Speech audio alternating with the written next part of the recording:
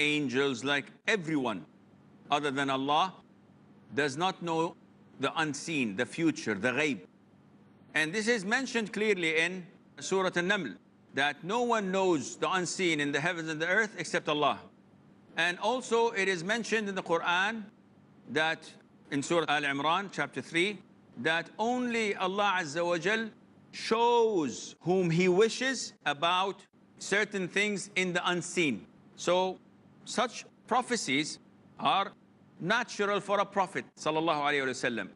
Yet him himself, alayhi sallam, declared, as mentioned in Surah Al-Jinn, that I do not know the unseen.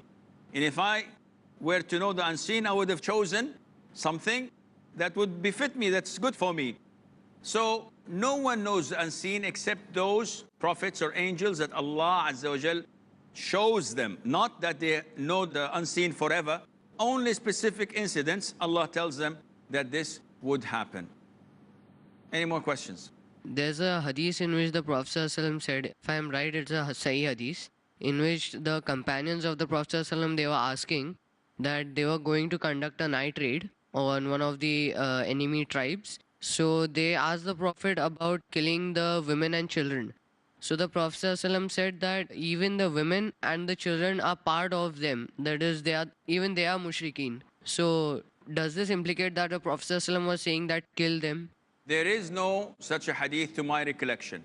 Maybe you've got it mixed up with another hadith when the Prophet said, alayhi salatu wasalam, that there will be an army coming to attack Al-Kaaba, and then Allah Azza wa Jal would make the land slide and they will be swallowed by earth. So Aisha, may Allah be pleased with her, asked him, O Prophet of Allah, what about the children and the women? And the Prophet said, alayhi salam, that they will be resurrected on the Day of Judgment in accordance to their niyyah, their intention. So this is a hadith I know.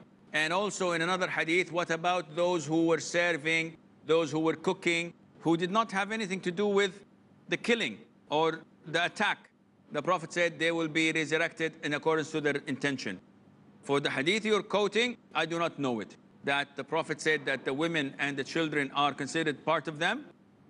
To my knowledge, it's not a hadith. However, the ruling applies when a fight or a war is taking place. So if they attack our cities and they bomb our cities, and as a retaliation, the Muslim army has to bomb and conquer their cities. But by bombing their cities, casualties must result. Children, women, those were unintentional. So they fall under the category of the collateral damage. This was not intended. This is different than someone going into a mall or into a restaurant or boarding a bus or a plane and blowing himself, killing tens and hundreds of civilians who had nothing to do against Islam or to fight Islam. This is completely different. Sheikh, this question is regarding to the previous episodes wherein you said a pregnant woman cannot get married. Yes. In this case, the scenario was if a boy and a girl, they accept that they had committed fornication and now the girl is pregnant. And in this case, he cannot get married. First of all, the thing is to do is he should repent. The both of them should repent and she should deliver the child. True. In Islamic countries, in Islamic government, should the government give them the 100 lashes first and then they get married, or they will get married as they have told that we have asking forgiveness from God Almighty? For the man, as long as he did not confess and he did not come forward, his repentance is between him and Allah.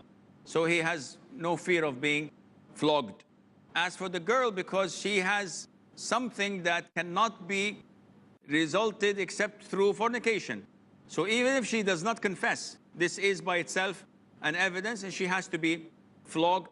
If she were in an Islamic country, meaning that she's delivering in an Islamic society where these prescribed punishment is being implemented. However, to my recollection, I don't think that this is implemented anywhere, especially that people try to conceal such a sin. So if she is in a small clinic giving birth, etc., they would try to cover this up rather than make a scene out of it. Question is that if a victim is thrown into the river,